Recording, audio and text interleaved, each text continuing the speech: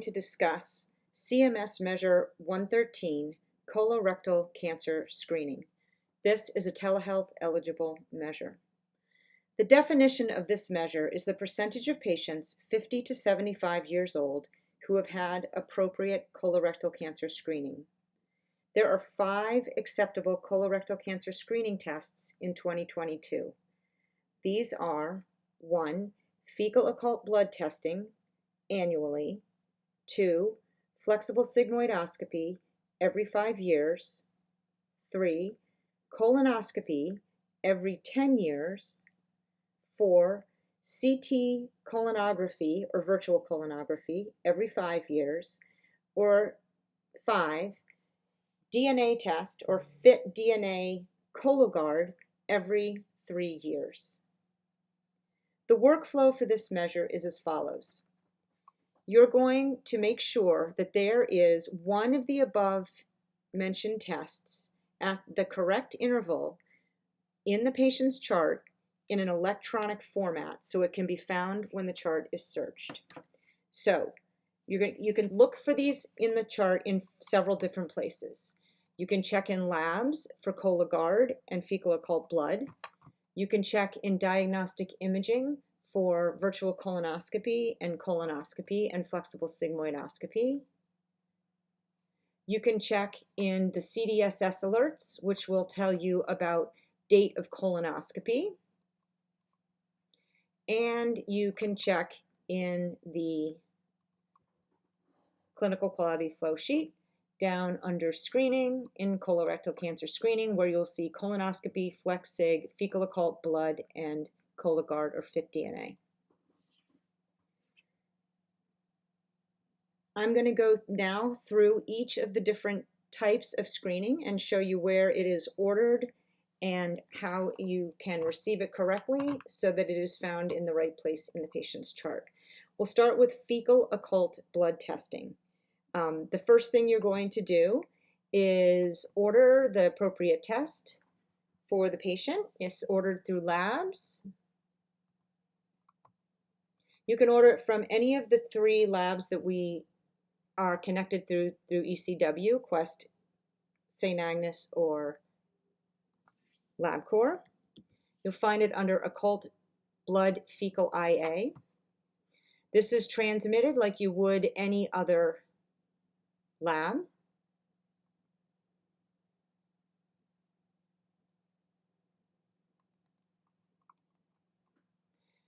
Once it is sent in and the results have been received, you will find it just like any other lab in the lab results.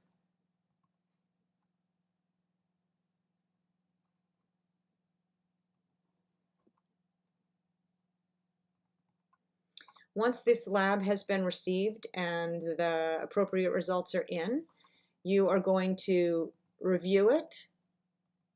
Make sure that little thing is checked, which it will be if you review it, if you don't receive it the same day. Received, timestamp, and close. And now this is a digital result that meets this measure for this year. The next is flexible sigmoidoscopy. This order is obviously not sent electronically. This is a procedure that's done through a gastroenterology group or radiology group. So the results are going to come back faxed and be likely found in patient documents. This means you're going to have to make an electronic result, and you can do this through diagnostic imaging. So you're going to go into diagnostic imaging, click on New,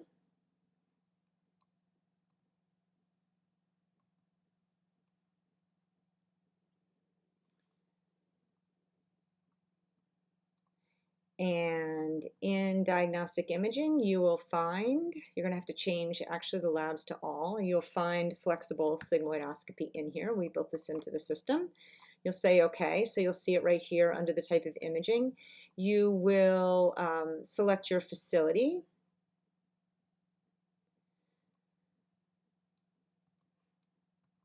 You are going to then change the order date, the performed date, and the resulted date to the date of the procedure. You can put the results in here if you want. It is not 100% necessary to get credit for this result like it is with lab results, but you can do it if you want. Free text it in. You need to review, receive, and timestamp this result. Now you have an electronic resulting for flexible sigmoidoscopy in the patient's diagnostic imaging, and that will meet the measure for this reporting period. The next is the colonoscopy. As you know, these results will come in also through a fax of a consult from the gastroenterologist. Once you know what the results are, there is a shortcut through the CDSS, Practice Configured Alerts for colonoscopy. So here we have colonoscopy. To add the date, you're just going to click on History. You'll bring up this. You can select the date that the procedure was done. Click on Record Lab Values. You will now see similarly a results screen.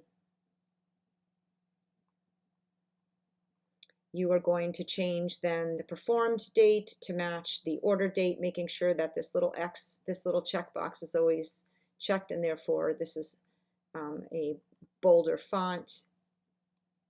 I'm going to check that. Again, you can, if you want, write in the results, free texting it in, although it is not 100% necessary. You're going to review it, receive it, timestamp it, and say OK. And now you have an electronic copy of the patient's colonoscopy. You'll see the date has changed here, and you've just met the measure actually for the next 10 years.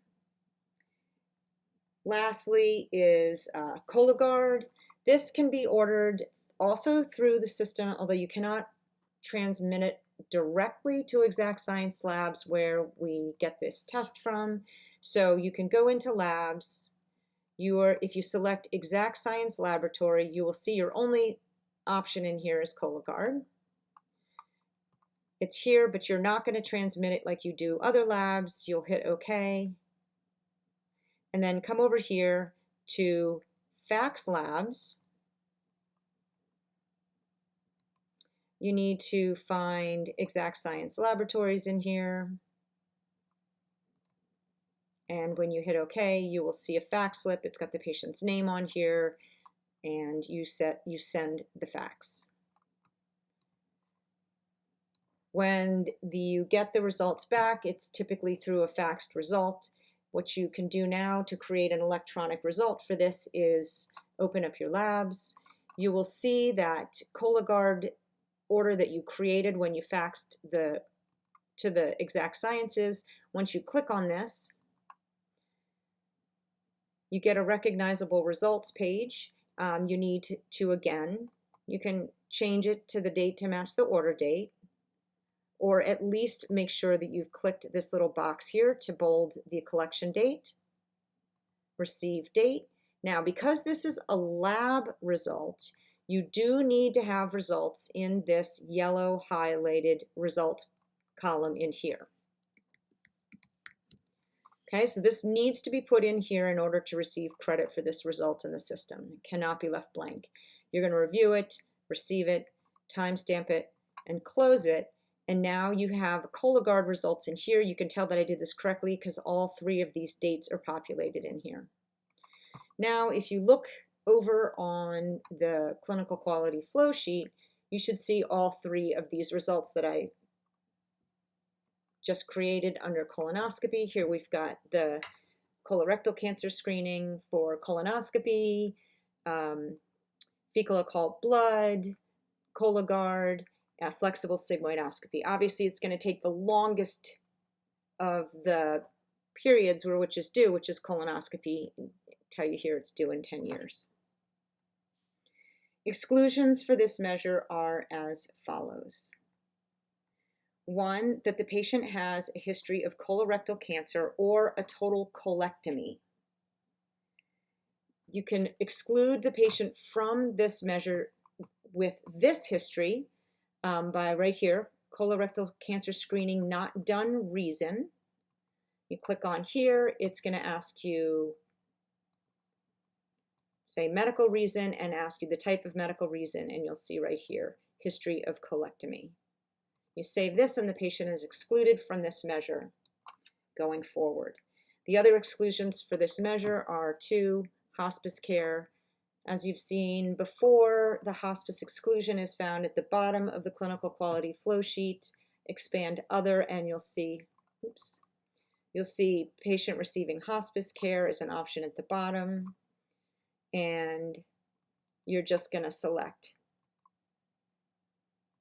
yes, and you've excluded the patient. The last of the 3 exclusion criteria for this are the frailty measures. As we've discussed before, the frailty measures are codes that indicate that the patient has a relatively frail condition or state, and you are no longer going to be doing aggressive screening measures. There are 3 frailty codes. They are not included in the clinical quality worksheet, so they have to be coded manually into the patient's encounter under visit code. If you go to visit code, procedure codes, and add CPT, macro exclusions, you will find the 3 frailty codes listed in here: 66 years and with frailty and a diagnosis of dementia on dementia medication, 65 years old, or excuse me, older than 65 with frailty and encounters for an advanced illness, or 65, over 65 years old with an institutional special need plan. So once you select one of these, you will link it to the codes that you have for the patient that are frailty codes. For here, for this patient, it would be frequent falls and malignant neoplasm of the upper lobe of the lung. So this patient has lung cancer and is falling frequently. That is enough to exclude her from this measure. So you're going to link it to here, or you can link it to the, these diagnoses once you've pulled them in from the problem list. And this patient has been excluded from this measure for frailty. That is the end of this measure. Thank you for your attention.